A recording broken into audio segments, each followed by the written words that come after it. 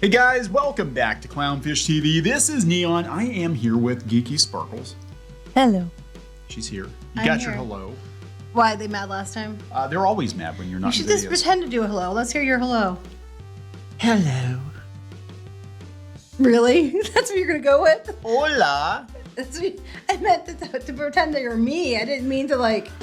Uh, That was your impression of me? I can't do you. Well, wait. I can... Well, not after that impression.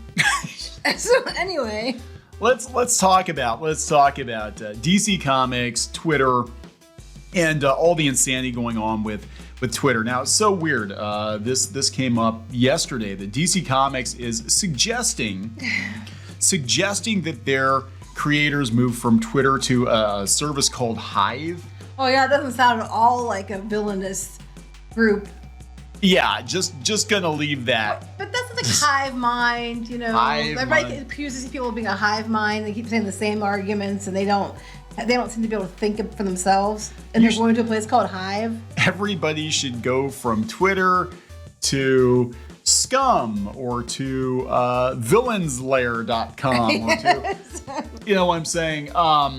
So this is kind of funny because where were these people telling their creators to get off of Twitter when they were spending an awful lot of time on Twitter attacking customers, attacking fans, Right. attacking each other? And then they kept trying to say, well, you can't tell. And then people did put like I think they put Peter Simeti put up that there was like some kind of social media clause he was going to put in his thing or whatever, Yes. and they had a hissy. But But that was normal back like just a few years ago. We had them when we had stuff with Disney. We had things we couldn't do. Yeah. Couldn't say. Yeah, I couldn't like freely speak my mind about Disney when I was taking work from No. Disney, obviously.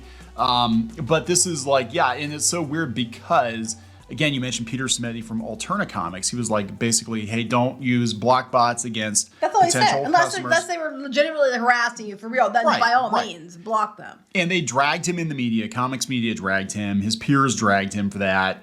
Now we've got DC Comics literally telling people, get off of Twitter and go to this Hive thing.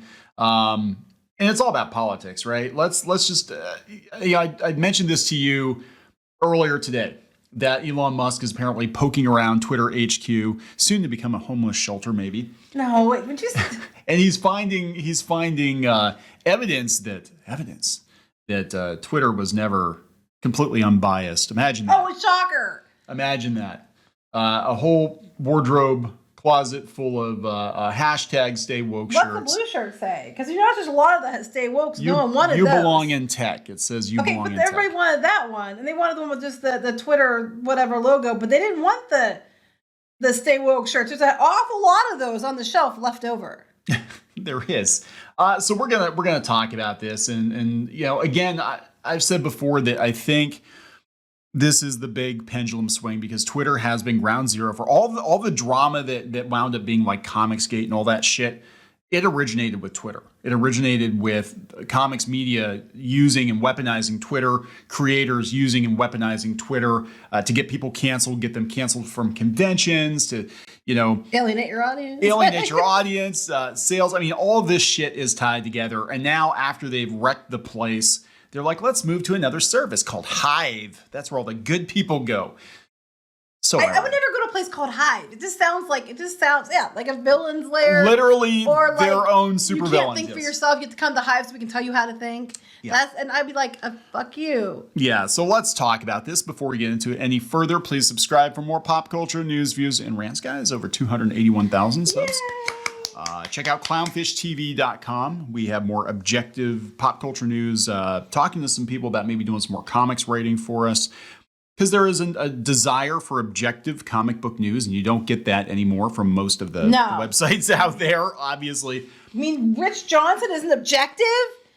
No shit. What? Remember everybody thought Rich Johnson was the Inquirer of comics news? And then there are kids, and they all were like, They hated him. I know. remember that. They all hated him. This is true. This is back when, you know, when I was actually doing comics full time. Everybody hated Rich Johnson. You only went to Rich Johnson if you had an axe to grind, a grievance, and now... Not that you would know that, right? Not that I would know that, no. Gemstone. Anyway, But you only went to him if you had a problem, you wanted to get at your enemy. So basically, Rich Johnston was Twitter cancel culture before Twitter cancel At culture. least he's consistent. At least he's consistent. No, he doesn't lie about what he is. And now they all love him. They love him. They love him. They're like, hey, he's the people's champion. He's a hero, everybody, because he's helping us cancel our enemies. Until he doesn't do what they want, and then he's going to be the Inquirer of comics news again. The problem with hanging out with those kinds of people is eventually they will hunger and they will turn on you. Yes. Almost always. They almost always do. Anyway, Especially if you're a dude. Especially if you're a You're dude. completely screwed. So anyway, DC Comics suggests creators move from Twitter to Hive via Rich Johnston on Bleeding Cool. He said he got the word that DC Comics has encouraged its talent pool to make Hive accounts and build their audience using the hashtag #ComicsTwitter. Of course, Hive is yet to have a web presence. It's just on iOS and Android apps, but there are ways and means. So I'm told That little. nobody cares. And they can't figure out Mastodon. I mean, I guess that's a good way to keep people shut up. You can go speak on Hive where no one will see you and know who you are. Go to this dark corner of the internet that literally yell nobody's... over there. Yeah, you scream, Yell over there. Scream over there. It appears that someone else has already grabbed DC Comics and the DC address is on Hive.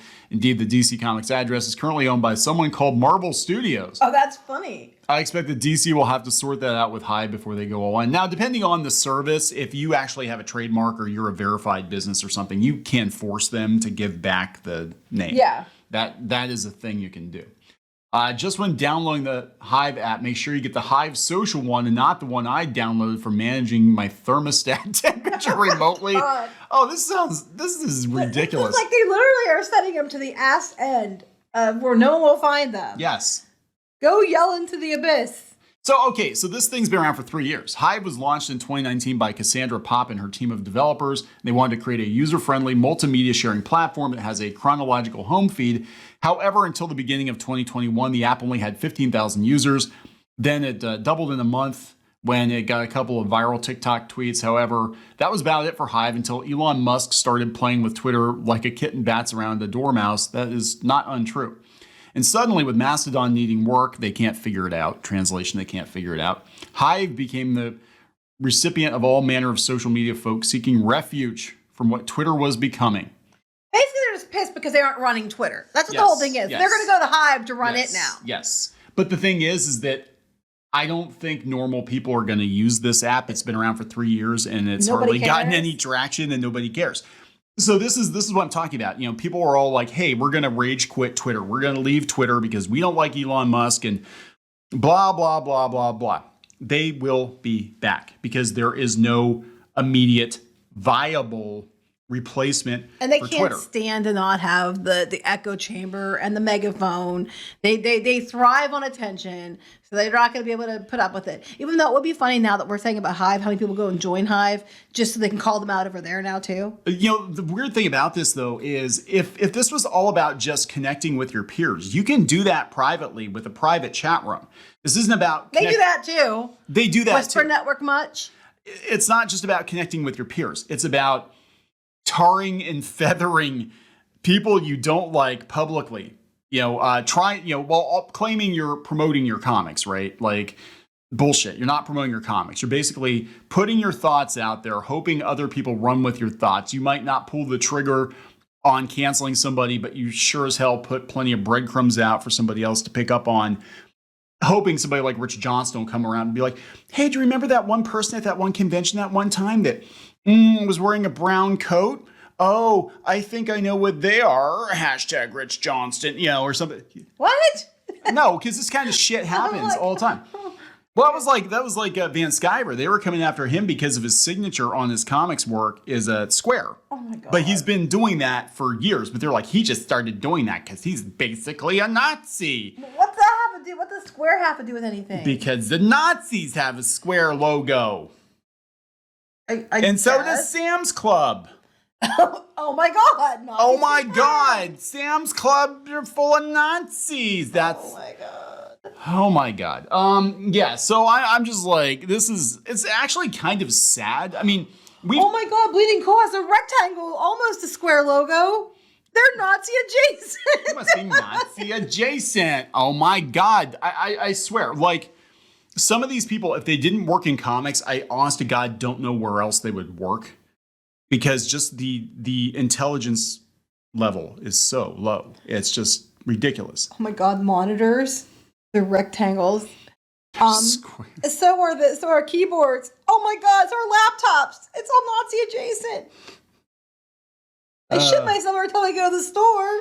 I can't anymore. This, and here's the thing, this is not unusual. We've talked about this so many times before, especially, in webcomics too, where it's like there's so many creators in comics, so many people that want to do comics, so many comics adjacent people that want to do it. And so many of them are just not equipped to succeed on the internet. They're not equipped to succeed in life, let alone on the internet. The internet's their best shot. They can't deal with people, in person. Well, it's like, they used to, before YouTube, before it was fashionable to attack YouTubers, it was fashionable to attack, people doing webcomics. And speaking of Bleeding Cool too, I thought it was interesting. They had a story yesterday talking about, or the day before, about Ava's Demon, which is actually... Oh yeah, we called that out. Yeah, which is actually a good comic, and it made over $600,000 on Kickstarter, which is an amazing accomplishment for anyone. But Bleeding Cool erroneously said it was the highest grossing webcomic Kickstarter of all time. Not true. Not true. Order of the Stick did it like 10 years ago, and they made like 1.2 million. Yeah, and people are like, what was a reprint? I'm like, yeah, you have to understand, that was the reprint when they first started on Kickstarter. So it was like, it wasn't the reprint of a book they did on Kickstarter. It was the book they did on Kickstarter. And also I want to point out that Control-Alt-Delete also beat them.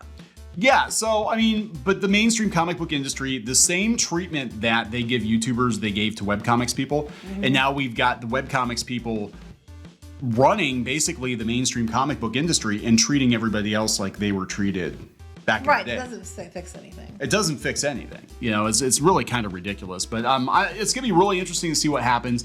Again, nobody went to Twitter for comic creators' hot takes anyway. I was vaguely aware that they were saying the shit they're saying until YouTube. Mm-hmm. And I followed a bunch of these people, and I never got their tweets really. And it's like, the rant about Trump, who gives a shit, But then I didn't realize the insanity behind a lot of this drama. And honestly, DC should have told them to get the hell off of Twitter years. Now they have to get the hell off of Twitter because Twitter is owned by Elon Musk and practically a Nazi.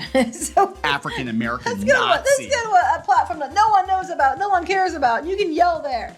All right, so we're gonna, really, that's their vote of confidence. Go to the deepest, darkest corner of the internet and just stay there. What's going to happen is people are going to find out about it. They're going to find out they're over there. They're going to start accounts over there and just call their shit out over there too. That's exactly what's going to happen. Anyway, we're going to wrap this up. Please subscribe for more pop culture news, views, and rants, guys. We'll talk later. Bye.